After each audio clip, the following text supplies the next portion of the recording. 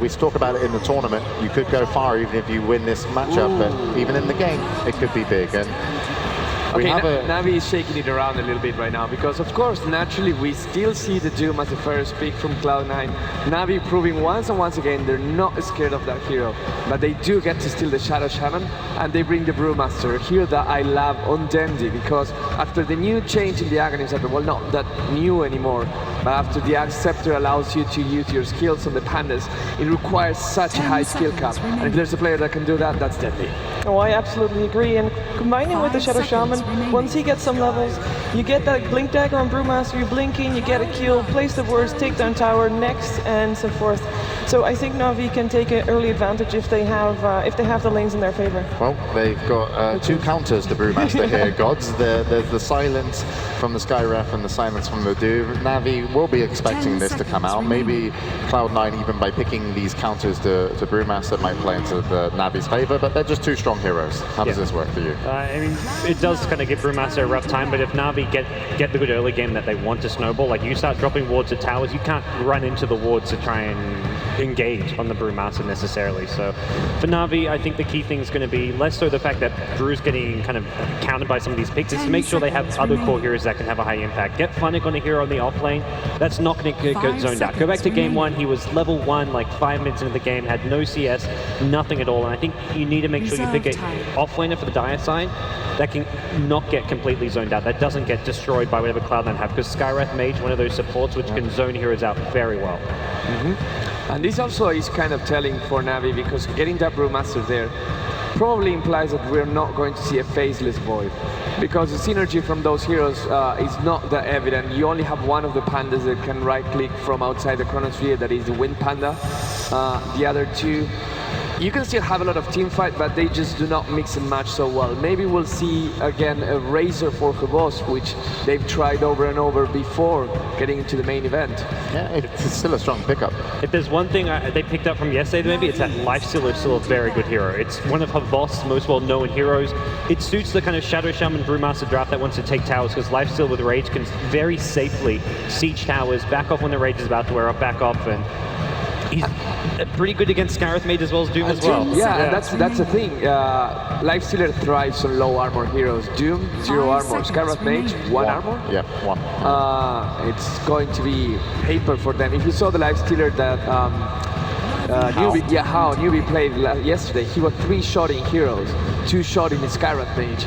That can get scary. That's even with like just an armlet and also a Deso, and yeah, we're going to see another team later, because also I believe Rabbit from LGD also have been picking Lifestealer on him. So definitely a hero that could be a potential threat here for Cloud9 if Navi decide to go that way, and we've seen Lifestealer played by Hobos many times, so it was much more popular back in the day. What do you think of Cloud9 banning the Invoker? Because you see Brewmaster, and we all jumped into the conclusion that it's going to be... It could be offlane as well, that's the thing. Yeah. Like, Brewmaster has a high HP pool. If you're not looking for it to be like needing a Blink Dagger so early on, you could, but it's not easy to play maybe offlane, because you want the Brewmaster. The idea is get your Blink Dagger and get the early fights going in your favor, and off the back of those fights maybe take the towers down. So yeah, they've banned the Invoker, so I'm still worried about that, but also you can still put the Invoker on the safe lane. It did work out for him, and Dendi just getting that Midas and also Necrobook is a big threat. Navi gonna go for the Nature's Prophet. I like it's an offlaner that can always do something in the offlane. Once he kind of gets his levels, he can go back to the jungle. Treants can block pulls, can scatter heroes, so you can either guarantee yourself experience or that you're not going to get ganked, that you can fall back to the jungle. So it's a good offlane to put Funnick on. Not his best hero by any means, but it's still a good hero to have there in that dire offlane. So to me, Navi thought out this draft well. A lot of pushing power with Nature's Prophet as well as Shadow Shaman combined on top of that. Okay, I'm going to say, and no flap here, I think Navi is not good at split pushing. I fully agree. I don't think the team is actually good at split pushing like Alliances and like some other tiers that can create space. Even Fnatic, another hero team that can do split pushing by using the Wisp. Navi, every time you give Nature's Prophet to Fnatic, it's really good because you will get a lot of rotations to your safe lane to try and get kills early. But as later pushing later on, I'm not impressed. That's where Na'Vi, I think they want to try and in this game, or at least get a really big advantage from between the 20 to 30 minute mark. When they get the Shadow Shaman certain wards up, how fast Shadow Shaman hits level 6 this game is going to be crucial, and they get a Death Prophet. They're going kind of all in with this. Like, this is going to be a, well, maybe Havos Brewmaster in the safe lane. And but it can work. It's like, you know, what really can the Doom offer too much in the early game? Skywrath is, you know, is squishy if you can get on that target, and certainly if you can get your Brewmaster ulti off, you can. You know, even if the Brewmaster ulti is just used to zone people, which is perfectly fine, your Death Prophet is going to be doing the damage you need to the towers. And then Ember as well. It's Ember likes to fight, but you need to be ready to fight. And normally Ember, I feel, you know, really gets strong in that mid game after at least, like, I would even say in this game I'd be like, okay, I've got my phase boots, bracers, and, you know, bottle. That's really what you're going to have to fight with when that Death Prophet comes to your towers, and you need to be ready. So this is a lot of pressure on Sing Sing. He's going to have to make these moments really count in the early to mid game. It also gives an extra Doom target to Cloud9, where they have to choose, do you want to deal with the Death Prophet or with the Brewmaster? And on top of that, you might just be too late with the Death Prophet. Once he has his ulti out, you can't really do anything anymore. You can't even fight. You can use the Doom and Brew, but yeah, but like, won't kill the him. Death Prophet is going to be so safe, because to be able to Doom the Death Prophet, you're going to have Blink on your Doom, because the Death Prophet will just sit really far back, and when she wants to use Exorcism, it's easily done. And then the Brewmaster is free reign, even if you do Doom the Death Prophet. So most likely going to be the Doom on the Brewmaster. We're going to have a Clockwork here for Cloud9. This will disrupt some of the push. It's I don't know, it feels risky. It hasn't been an overly successful hero by any means. It does pretty well against Nature's Prophet one-on-one. He will be able to get farm, you get a Stout Shield, and suddenly those treants don't do much damage to you, and if for whatever reason you encounter Nature's Prophet isolated, you can probably get a kill or two using the Battery Assault and the Cogs.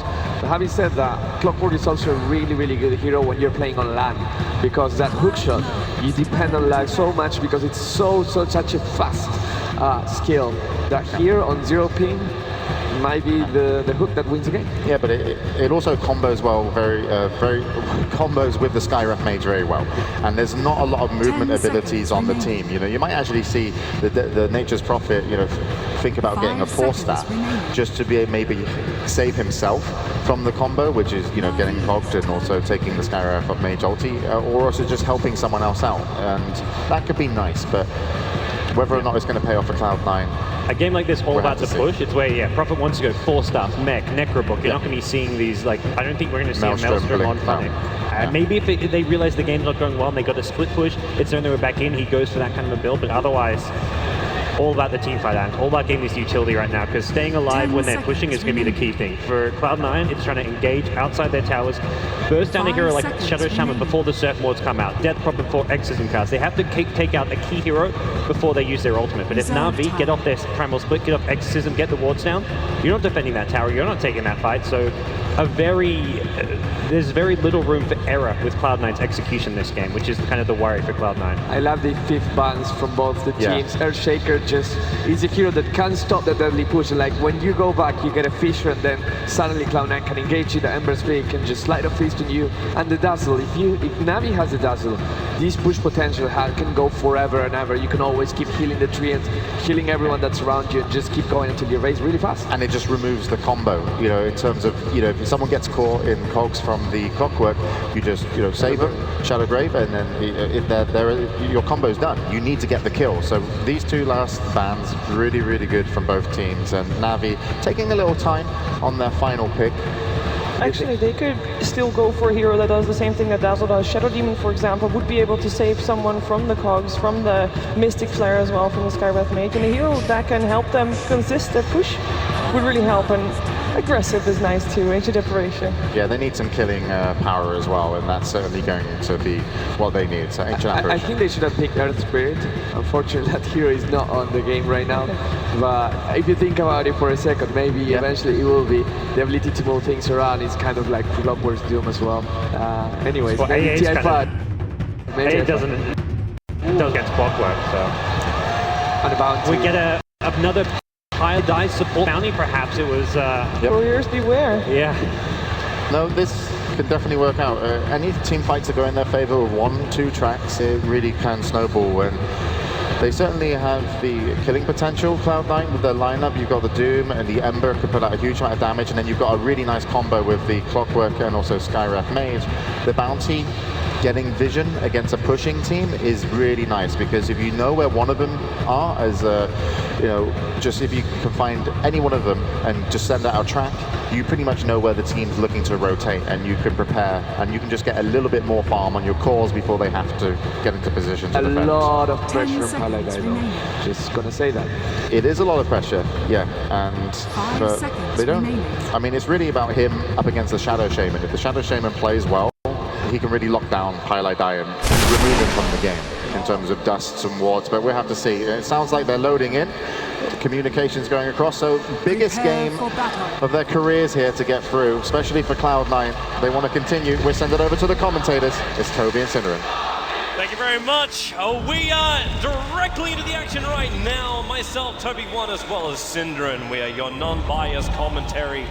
Synderen, I have a little, like, if I had a Na'Vi flag right now, I'd probably be waving it. I'm loving what these guys did in game number 2, and with their lineup here in game number 3, they're showing they want to push, they want to fight, and they want to be up in C9's face. Bad bias, Toby. I'm sorry.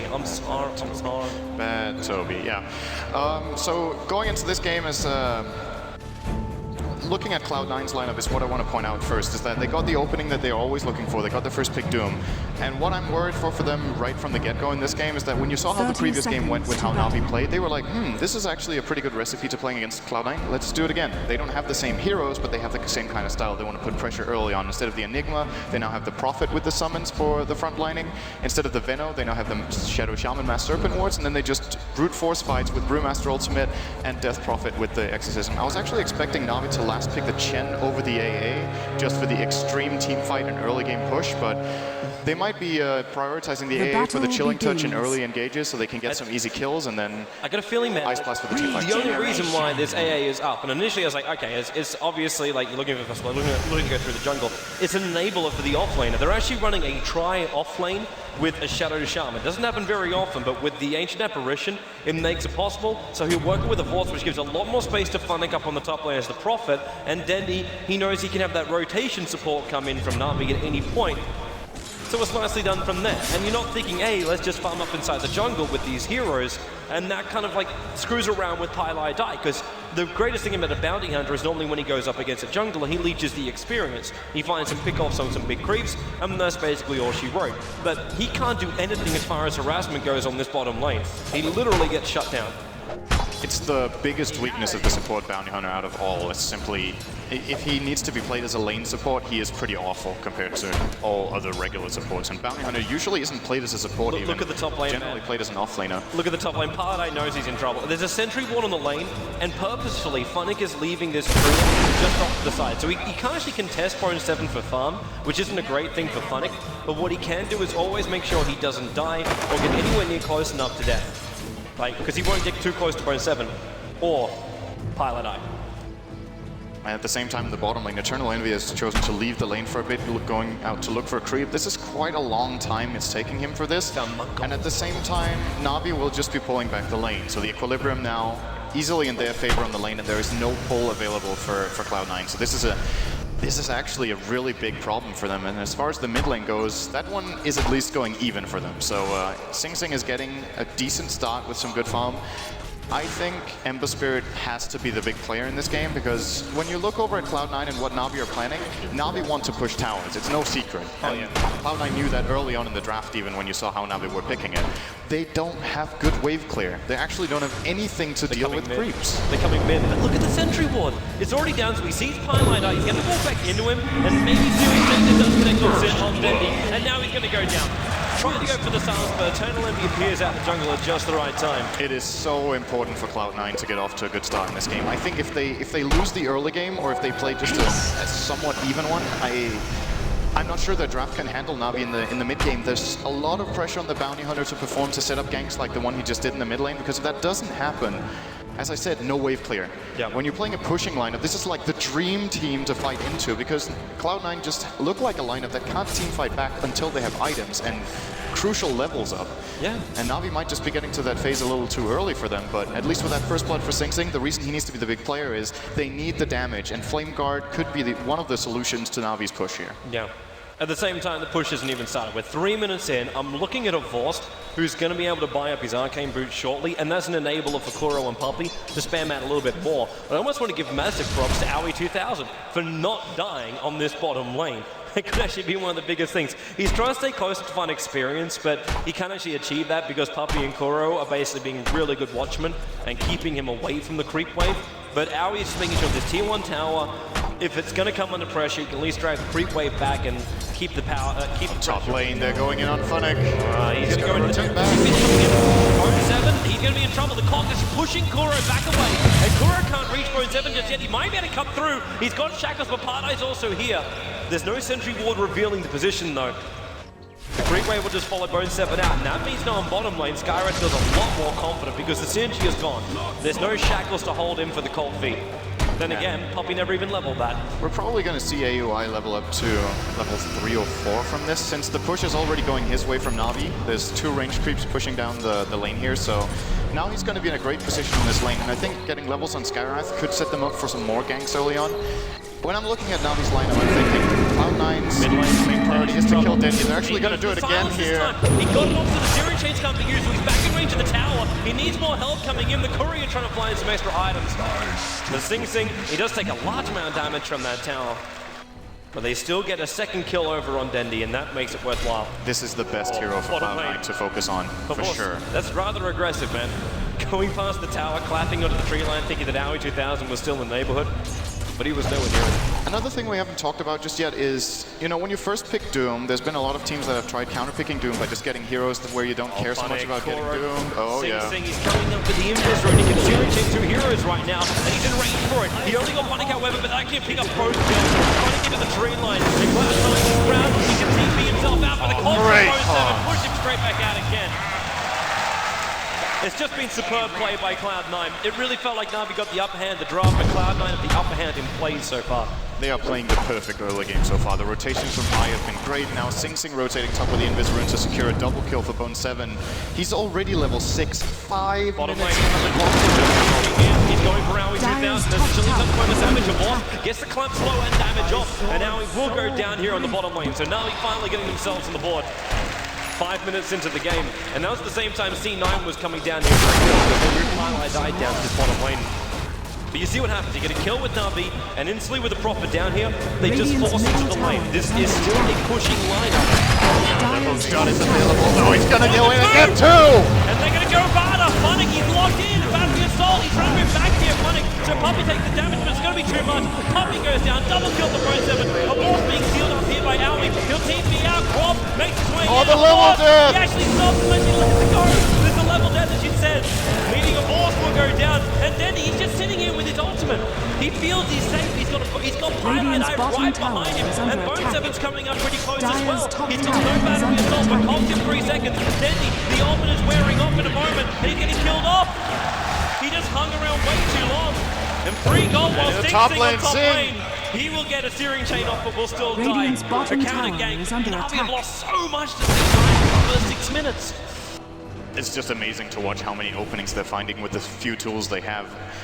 I was worried for Cloud9 that they wouldn't be able to find these early game ganks, and they're finding way more than I thought they would. Even if they were to play a good game, this is just phenomenal play. Like, yeah. It's been really executing weird 8 kills 6 minutes in with the support Skywrath and Bounty is pretty incredible. It's not to say that Bounty is a bad roamer, he's actually one of the great ones with an early overvenom, but they've just, all these kills have just been executed really smoothly. Pretty much, they've had few things to use and they've just used them perfectly. It's pretty incredible. I'm just still trying to understand what Na'Vi was trying to achieve down there. Like, forcing the tower is one thing, but then you rotate in Dendy. He throws the ulti out, but he's not even in range of the tower. So C9 managed to get Na'Vi to burn not only the ultimate of Propolis, a lot of time and heroes of Na'Vi. They all went down. I think Na'Vi weren't ready for the hook shot. They didn't even, they might have not realized it so early. Yeah, they're gonna get Owie. There's a Doom coming out from Eternal Envy to a Voss, but a Voss, out of all the heroes of Na'Vi, he can tank that one as long as he can keep his distance here from Eternal Envy. But Funnick, he has no man for his Bratton, was also on cooldown. A Voss, level death from Envy will ensure the kill. No potential of denying out to a neutral there, or even getting him to that regeneration rune that was just bolted up by Krob on the bottom lane. But now Koro, oh, he's in trouble. He's in so much trouble. Gets hit, Janata slowed down, Spirit in, Spirit out. And a very simple execution there from Sing Sing will get the kill and pushing the T1 tower on the top. So the first tower gets reclaimed and it belongs to Cloud9. If they keep this up, so we put a lot of emphasis on how Navi's lineup was going to be scary in the mid game once they get their items and can start their push. But when Cloud9 are so far ahead, they get very many options for executing games. With Navi's heroes as fragile as they are right now, there's pretty much no one Sing Sing can't solo at this moment.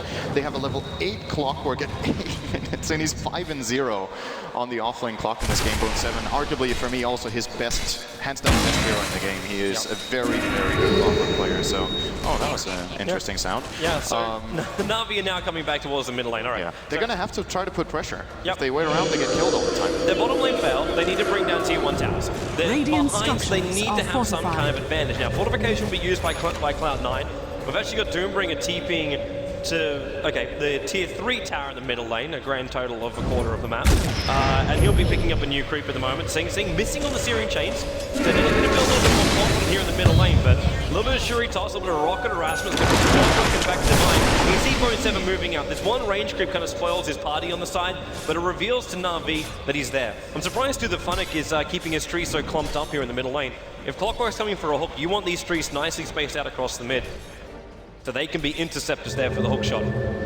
So Na'Vi just used the exorcism and touched the tower a little bit. I think it wasn't even full health when they started. Great counter ward there coming out by Aoi, by the way. This is a sneaky ward spot a lot of the time, which gives some great vision up there and it's hard to counter ward, but he was aware of it. But anyway, that push only taking some health on the mid tier 1 tower. And if Na'Vi are not able to bring down towers at this point, they were trading farm on a Brewmaster and a Skywrath. I would actually say right now, Aoi has a higher impact than the Brewmaster does if he lands his silence correctly. He's level 7 on a position 5, position 4 support, I guess, since the bounty arguably the position 5 in this game. But level 7 supports 9 minutes in is generally some of the best you're going to see. So Cloud9 just have all the tools available to them, and we haven't even talked about how easily they can snipe any hero on Navi's line. A hookshot into Hogs, into Mystic Flare is a safe kill. And they can even do the same with Searing Chains as well. There's just so much combination potential now for Cloud9 that they got over what could have been a rocky early game, but just turned out being a rocking early game instead, to be honest. Man, Pilot Eye, there's a ping that came out from Puppy. He's feeling the experience being drained out. So he knows Pilot Eye is just taking a little bit more from here. Oh, classic Pi. He's looking for it. But Na'Vi is aware of this. This actually has the bottle of Dandy as well as the Brutes of Puppy. And maybe that's the reason why the courier just came back. He's looking for Anthing, and now he will be revealed. That was a very, very clear Shadow Walk in front of Funnick. He's still going to walk around here, though. There is a sentry ward down. It's a trap. If he walks in here, he's really dead. Oh, he's thinking about it. He's in range. They can see him, but they won't initiate unless there's some kind of... Brewmaster's here with no mana. What's he going to do anyway? You can only support a Blink Dagger. So this is actually a nice timing for the Blink Dagger. 11 minutes here for a host. And now he's back in range again, but there's more support. Funnick being nuked down. Blinded by the Mystic Flare. Getting caught out in the cogs and hookshot there at Bone 7 as well. And this Observe Ward's working overtime. And it helps because of Funnick. He cleaned off this little tree line area here, which is giving this ward so much more usefulness. Yeah, and if you're checking the area the sentry ward from Na'Vi is watching, Dire's bottom tower is really close to be able to counter ward it, but they can't see it. So they have like no idea where this ward is actually, because generally a lot of teams will put their wards somewhere in this area, which is why they sentryed obviously, but Na'Vi didn't find it.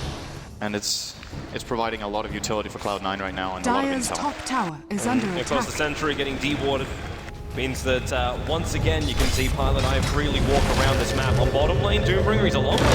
You can see Wolf's coming in, and Koro looking into the shackles. Running also TP's himself in, and that's going to be a very, very dead Eternal Envy on the bottom lane. Na'Vi need to turn this into some sort of collateral. They need to start getting the towers. They will start pressuring bottom here. They'll be trading though. So Cloud9 will be getting this tier 1 mid unless this really damn good. The Prophet on this one, the clap! Oh my goodness! Boss was very quick to blink in there and get the clap, ensuring the Pilot Eye went down, which means this T1 tower is going to take a fall in the bottom lane. Krob didn't have to expend her Bone 7 again! Koro locked in the Ninja Master. It's not a full trap though. So Bone 7 will get himself back. The tower goes down, being denied in fact by the double damaged up Ember Spirit. And where is a boss coming in? He's got Blink of coolness 1 second time. He can blink to actually find Aoi, but he goes over for Sing Sing. Searing Chains on that, and he goes for with a split. Jumps up, but he jumps back as well. But he's not in range of anyone else here from Na'Vi. That's a really big deal for Sing Sing here that he manages to bait out, I would say, that split. It was not necessary at all and was not going to work out with the Spirit already flying away, so... Advantage coming out there for Cloud9, I would say. Yes, they did lose their tower, but now Na'Vi can fight for a while. Without split, I still think the superiority in the team fight is Cloud9's. They still have Crop ulti as well as Ice Blast, and that makes enough to keep Cloud9 back. Yeah, at the very least for Na'Vi, they didn't lose their mid tower because of their great... Denny's committing, but look where Pilot is. You can see him, he comes with the Sentry Ward. They just nuke him down straight away. Bounties on the sidelines, the creep wave still pushing in. Do they just count this as a victory? I think they do. I don't think Na'Vi have what it takes right now to siege this, and they are going to give up. TP top and starts play pushing. There's the Doom going out on Kuro and mid. Someone's going to get close to a Dime. He's underneath the tower. TP the crit and the rocket. Rocket's going to come in. Denny's still got the remainder of his ult, but this is only up for like 3 seconds, and now it's actually worn out. Clockwork puts a long way. Here comes enough to help him. Skyrim drops the ult in Denny. With Bones having played now up, he can't even attack him to stop him. Very quick, very efficient kills coming out here from Cloud9. Damn, this Clockwork has been a good hero this game. You wonder right now. The moment I saw the pick, I was like, okay, this is a good block pick, but I was not expecting it to be this useful. Bone7 has been playing some phenomenal Clockwork this game. They gave him the space too, because Funnick was sitting up there on the top lane going, yeah, I'll attack you, and then all of a sudden, Pilot this Invis guy, I didn't think it'd be as effective. I almost want to say that because of the Bounty Hunter, that Funnick was really just... Oh, speaking of Funnick, he could be in trouble here. Pi is going to find him here. Yeah, in the corner. He's just going to track. He will have Shuriken if he starts teleporting, so he'll be using that right now. And Funnick is gone. And that's a track kill. Waited longer. Meanwhile, in the mid lane, Kuro is going to get caught out as well. Bone7. Man. Finding kills everywhere together with AUI. And at the same time, Sing Sing is farming and split pushing the bottom lane. Cloud9 are all over the place, and Na'Vi just can't find a foothold anywhere in this game. Now, the mid tower already going down. Sing Sing is starting to pressure the bottom tower even more. Now, the AO is going to fly completely. Sing Sing will be clearing out this wave quickly, and he does have a Spirit behind him, so he can play pretty aggressively right here. The only thing he needs to look out for is the Death Prophet silence. He'll be backing out now. The second you see that rocket come in from the side, look at this. Denny as well as Avost, they back themselves up towards the tower and then hug the very, very far tree line. They're expecting the Clockwork to be over near the Ancients or in towards Roshan. You just never know when the rocket flare's flying across. And now... Pilot just warded. Yeah. He got scouted here. There might be a counter. They already threw down a sentry ward in the river, so he can't come down there. And now, okay, another one there. It's close. The clap will go, but they need some extra detection. There goes your dust. Pilot will take the fall. Now, Na'Vi were prepping themselves to go in for Roshan just then. Funnick TP'd himself in and made an arming of trees that's just sitting inside the pit. And then he's going to commit the ultimate. They know how far behind they are right now. They need something. They use Crop ulti, they use Map Serpent wards. They need this Roshan, they need it quick. And they will get it as well. This is the kind of fight that Cloud9 can take. The one where Na'Vi organized, get in, get all their stuff used, stand in one big bunch. Because again, the damage from Cloud9 just isn't there. They're exceptionally good at pickoffs. So as long as they find that, they're going to be fine. But Na'Vi really making good use of their ultimates there. This is an important play for them. They have 10,000 golden experience behind, actually. They need to find more. He's just Syrian chains and Force holds him there. It's going to be fine. No, 4K gold.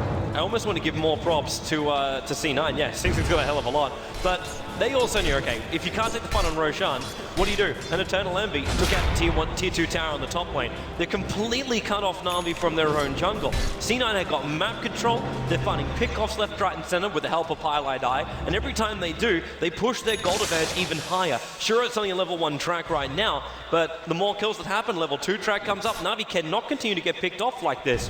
All ultis or not, it's the death of them, and it will be the elimination of them if they're not careful. The real issue for Na'Vi here is to get into an organized team fight. It's very easy for them to get organized fight. He can't go on Sing Sing. It's almost like a bit of, or maybe he can.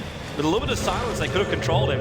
And the pings are coming out saying Pilot Eye is running through that bottom river again. Both Observer and Sentry Ward are watching his movements here. So proper TP's in. He'll have to dust almost straight away, and he did manage to connect on Pilot Eye. Vortex slowing him down. So even though he's out of range of the Sentry Ward, the dust still remains, but they cannot reach him. Kuro with no Blink Dagger. Puppy has an Ice Blast as Pilot Eye goes invis again, but the dust, it's about to wear off. In fact, it has worn off. A secondary Sentry Ward with Kuro still not in range. And the rest of C9, Pilot has almost walked the entire map to reach them inside the Dire Side jungle. Like I guess it was about time he actually got away. At some point you're going to escape, right? The last 3 times he's been getting caught out, but... And amazing, Yeah. we've also burnt sentry wards for Na'Vi. So here's the issue for Na'Vi. They have a great teamfight lineup. They want to deathball some sort of lane, but with Cloud9's good early game, they're starting to split push very well. They've got Envy in one lane, they've got Sing Sing in another lane, and they've got the constant threat of Clockwork being missing. He's not going to get close to that. It was sitting for like 10 seconds next to that Radiant Observer ward. That's why he was moving himself over. He's like, this is just like free gold sitting there. Na'Vi, what they need to accomplish is to find some sort of way into a team fight, or just to get to a tower without trading. But Cloud9 constantly putting so much Dire's pressure on the bottom lanes, tower is it's under getting really attack. difficult for Na'Vi to find a fight on their terms. And even should they find that fight, it's not even an obvious win for them. They do, I would still say, even though they're behind on gold, they actually still have a team fight advantage. But any good sort of hookshot combination with the Skywrath could easily make work on one of Na'Vi's heroes. And if they manage to silence and kill off Havost instantly, I don't think Na'Vi can even take the fight anymore. I'm with you on that one, man. I kind of thought the Clockwork was going to take a fight in middle lane. He Dire's had bottom Nimbus route, tower he is was under walking attack. right next to a Vorse the entire time. Not to mention then Denny was also tracked up, so they had perfect vision of that. It feels like Na'Vi need a gem, but I don't think anyone on the Na'Vi side feels confident enough to hold one of those, let alone afford one of those. But the Yule Scepter looks like it's coming in, and that's going to be finished up here for Krob in just a moment. We need to let Denny have these last hits here in the mid, but it looks like a Vorse going to snipe one out. And Cloud9 aren't scared of playing the farming game. First of all, they're one of the good teams at playing this kind of split push style where you just farm multiple lanes. They've had great success with it with Envy's Morphling, with Sing Sing on the Ember Spirit as well. And they do have one of those heroes in this game. And arguably, if this game goes really late, the Ember Spirit is going to be completely crushing the majority of Na'Vi's lineup. And what do Na'Vi have in late game? They have a Prophet. Death Prophet can get strong as well, but Brewmaster falls off a lot in the very late game. And they, I would say... Right up, there goes Clock. He goes silent. He did it. He gets the split out. With the Krob ulti down too, they're going to go deep in here, Na'Vi. Floyd searching for Bone 7. There's the hold. Ball stopping him a little further away. Sing Sing. He's in the middle of this Na'Vi lineup. As Denny runs himself deeper in. Denny, so low on life. He's got the Aegis. More of it to burn it off. The Brewmaster rolling down. Looking for the climb. Kills him. Sing Sing. Clockwork. Trying to take it. No, thanks to the Doombringer. Bone 7 actually picked up the double kill. And they blew the Aegis to the Immortal. So Denny comes back to life again. Tracked up instantly. The line Doom for the BKB of Eternal Envy. Chasing him down. The Orb's chasing as well. And there is a 4-star in the slight chain. Giving 19 to 8. The tier 1 ALT! It's gonna clip Ali. This is not gonna be enough. It's pretty close, but he needs to drop below 85 health. I believe it's level 1-0. Yeah. He's fine. He'll be okay. Nice attempt from Puppy there, but great fight again by Cloud9. They find... You know, that's what I'm saying, that fight wasn't even that ideal for them. They jump in Bone 7 with the Clockwork, they don't get the silence up from the Skywrath, so the split comes off, so Na'Vi actually do get some sort of a chance of fighting. At the very least for Na'Vi, they got the tier 1 tower, but Bone 7 with the Axe Scepter manages to get another hookshot off very shortly after. And the follow-through from the rest of his team just... Is Paradise going to do anything here? Funnick was about to TP in to help him out. Not enough mana for Bounty Hunter to have the damage to kill off Puppy. Trying to get sprouted. No Quelling Blade. There's the dust. There's the AO going to come in. He'll connect on him as well. And with a proper ollie bouncing over. Highline Eye is punished for being a little over-aggressive inside the dire side jungle, but the rest of C9 is smoked up, and Bone 7, he wants to hook in right now, and he's looking for the target. Vorst and Koro, they're on the other side of the creep camp, but he can pick up almost 2 right now. Hookshot's up, actually misses on the hookshot. Koro will hang him up. These guys are falls up, and he's sealed up out of at least the Mystic Flare. And Vorst will back up. He was actually 7 seconds off having gone. Wow, sick.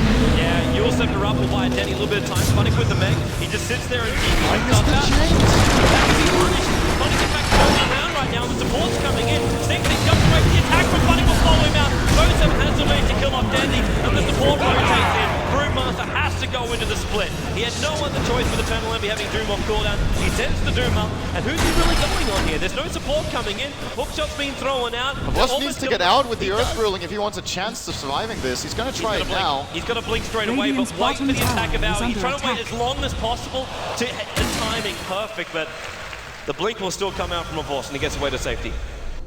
Another fight won by Cloud9. They're keeping they're keeping the map relatively well pushed. They've only lost, you know, they're playing against this kind of Na'Vi lineup. They've lost 2 towers in 22 minutes. I think it's a great accomplishment for them. Even with the amazing early game they had, it's still not easy to hold on to this match at this point. They're just controlling it very well. I think Cloud9 is like the unsung hero of this game because yes, he is dropping dead a couple of times, but he takes so much attention from Na'Vi. They keep having to buy dust and sentries to counter him out. He still gets out some really crucial wards, giving them so much intel and telling them how they can actually play around the map.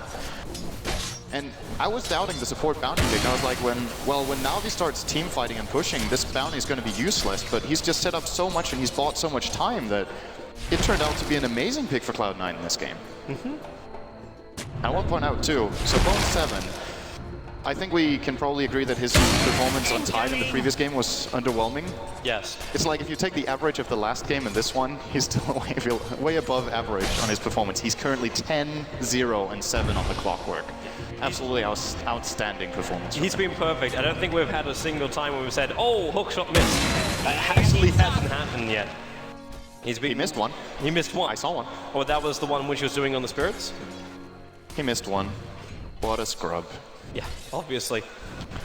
We'll uninstall Dota later. But yeah, 22-10 now on the board. And they just keep moving forward. Sing Sing, with his Battle Fury up and running, continues to farm up.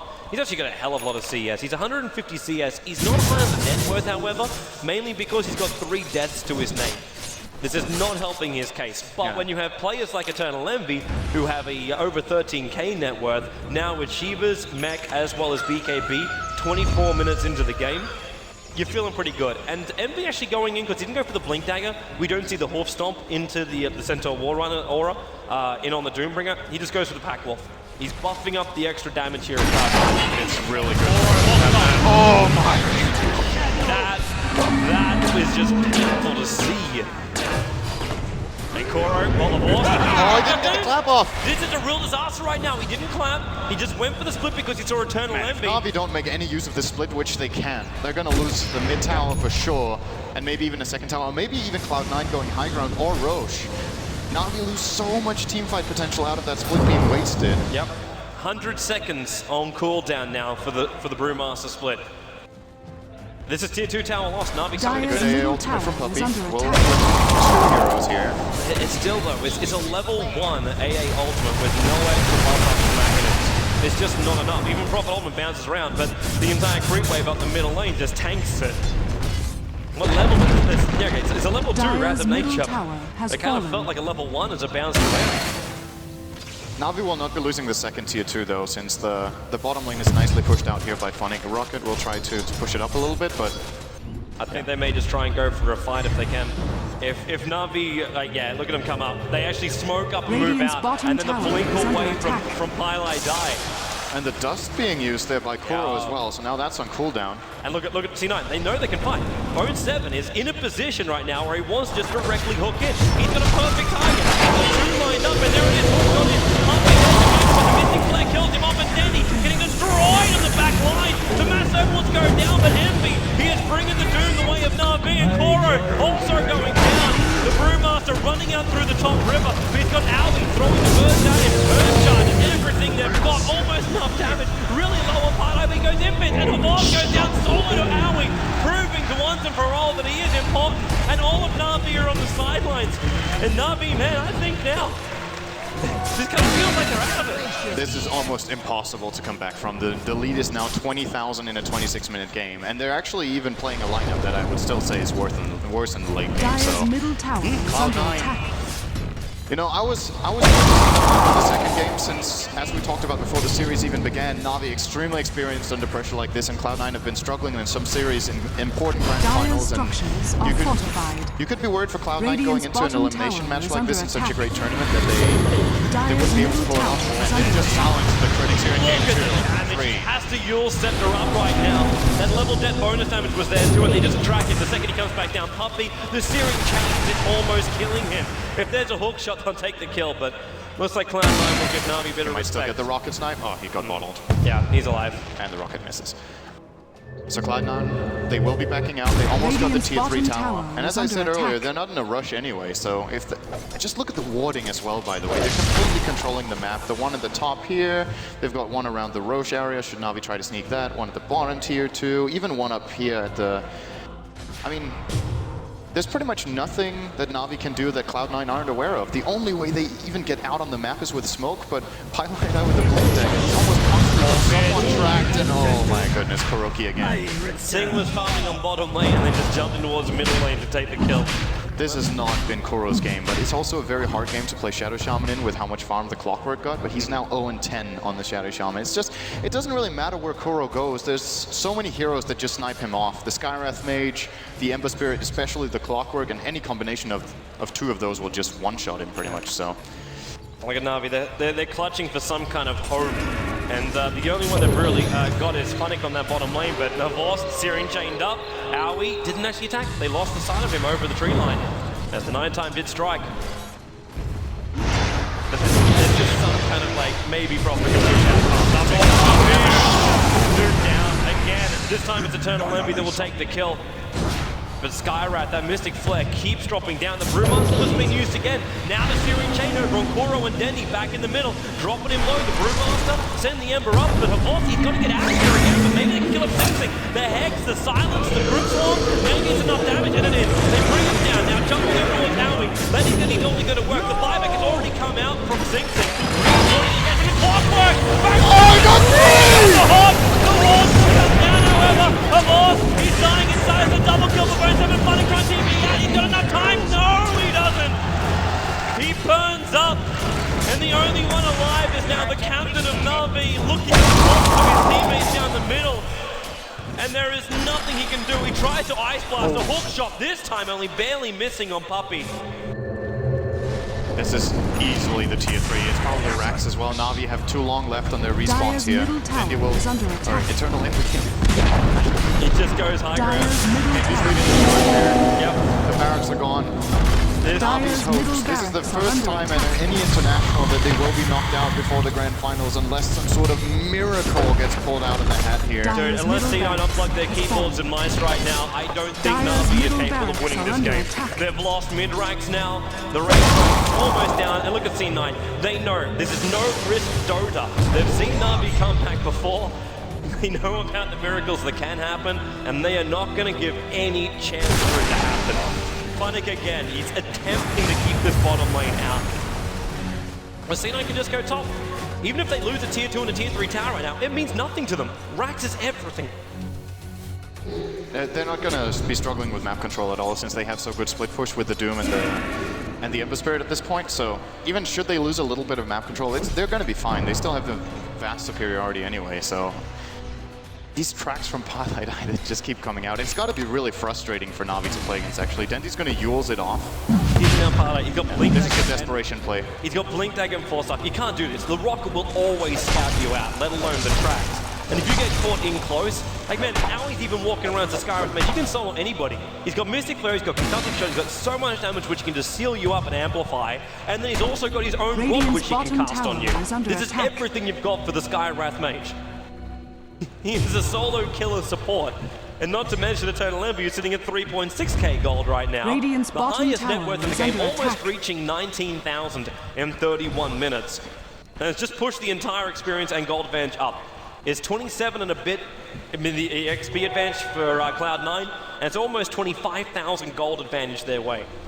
This smoke is very, very obvious from Cloud9. They're actually going to even It's a good bait out position. Envy. They can go right on top of Envy, but then BKB, maybe not so great. Brewmaster starts to split. He's going to keep it lead down with himself. Now Envy, that's so one trapped up. Nice done by Koro, but he's already lost his cross. And now in comes Sing Sing. That damage output is just too high. The double kill for Sing Sing, triple kill for Sing Sing, and ultra kill for Sing Sing. And GG! Na'Vi are out. Cloud9 have eliminated the 3-time grand finalist of the International for Na'Vi. Cloud9 will advance themselves to play up against GG Gaming later today. It's been a long road for some of these players. They had to watch on the spectator lines during TI2, and then in TI3, some of them may have managed to get there, and now this team has undergone many different